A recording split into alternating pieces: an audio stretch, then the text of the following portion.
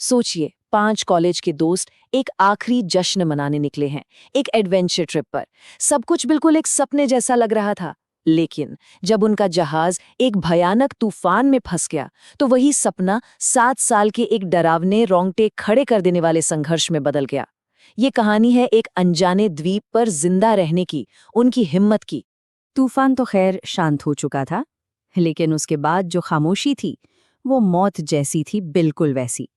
और जब उनकी आंखें एक वीरान अनजान से समुद्र तट पर खुली, तो सबके मन में बस एक ही सवाल गूंज रहा था, जिसका जवाब किसी के भी पास नहीं था कि अब क्या होगा। तो कौन थे ये लोग? ये 5 दोस्त थे। आर्यन, जो हमेशा से ही ग्रुप का जिम्मेदार लीडर था। मीरा, जिसकी हिम्मत की तो दाद देनी पड़ेगी। और उनकी 3 दोस्त, काव्या, त्रिशा और नेहा। बस कॉलेज खत्म होने वाला था और वो लोग अपनी जिंदगी की एक आखिरी यादगार ट्रिप पर निकले थे। पर वो आज़ादी का सपना, वो मज़ेदार ट्रिप एक झटके में एक भयानक हकीकत में बदल गई। एक अचानक आए तूफान ने उनकी नाव को ऐसे पलट दिया जैसे कोई खिलौना हो। और बस उसी पल वो दुनिया से पूरी तरह कट गए, एक अनजाने बेनाम द्वीप पर फंसे हुए। जब होश आया तो उन्होंने अपने भीगे हुए बैग्स को देखना शुरू किया, और जो दिखा उससे उनकी सारी उम्मीदें टूट गईं। नाव तो बस मलबा बन चुकी थी, गाइड का कोई अता पता नहीं, सारा सामान भीगा हुआ, सब खत्म हो चुका था। उनके पास बचा क्या था? सिर्फ एक लाइटर, एक छोटी सी फर्स्ट एड किट और 2 चाकू। वो पहली रात का अंधेरा अपने साथ सिर्फ ठंडक नहीं लाया था, बल्कि एक अनजाना गहरा खौफ भी लेकर आया था। जंगल से अजीब अजीब सी आवाजें आ रही थीं, पत्तों की सरसराहट, किसी के भारी भारी सांस लेने की आवाज। और ये साफ था कि वो इस द्वीप पर अकेले नहीं थे।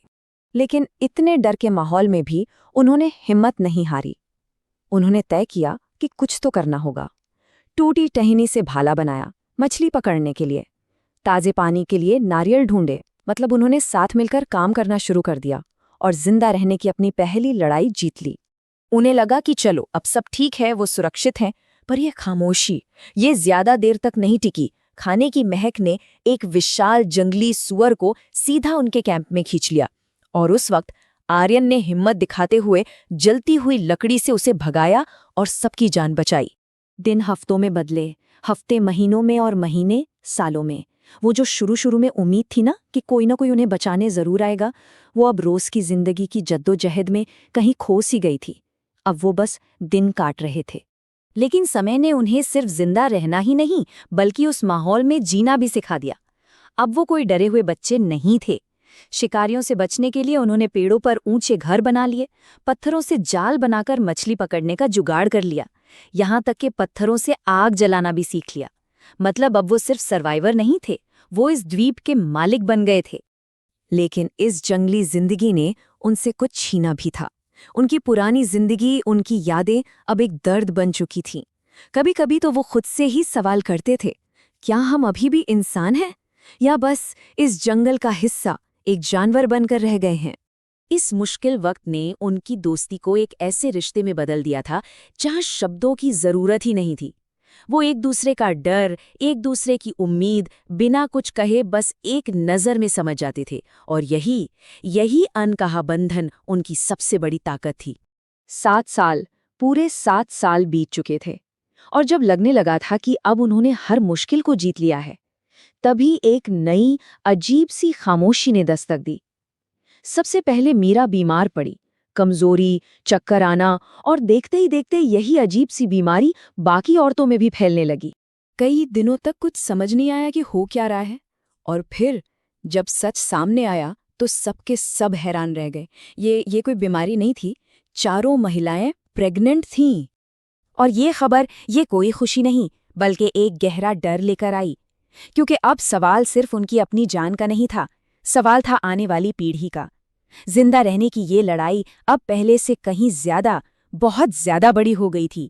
और फिर जब उम्मीद की सारी किरणें बुझ चुकी थीं, तभी नेहा को दूर, बहुत दूर क्षितिज पर एक जहाज दिखा।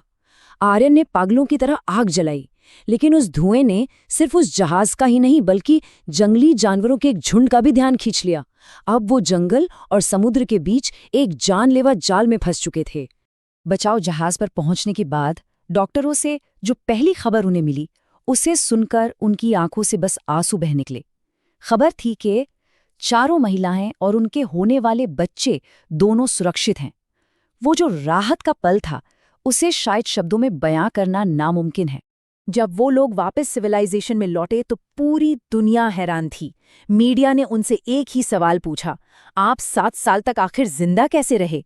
और आर्यन का जवाब बहुत सीधा था, हमने हार नहीं मानी, हमने जीना चुना, हर एक दिन। लेकिन कहानी यहाँ खत्म नहीं होती। जैसे ही हेलीकॉप्टर उन्हें उस द्वीप से दूर ले जा रहा था, आर्यन की नज़र जंगल में किसी चमकती हुई चीज पर पड़ी। धातु की चमक? ये क्या था? ये जो भी था, ये उनका तो नहीं था। ये एक ऐसा सवाल था जो शायद हमेशा के लिए अनसुलझा ही रह जाएगा, उस द्वीप के बाकी राजों की तरह।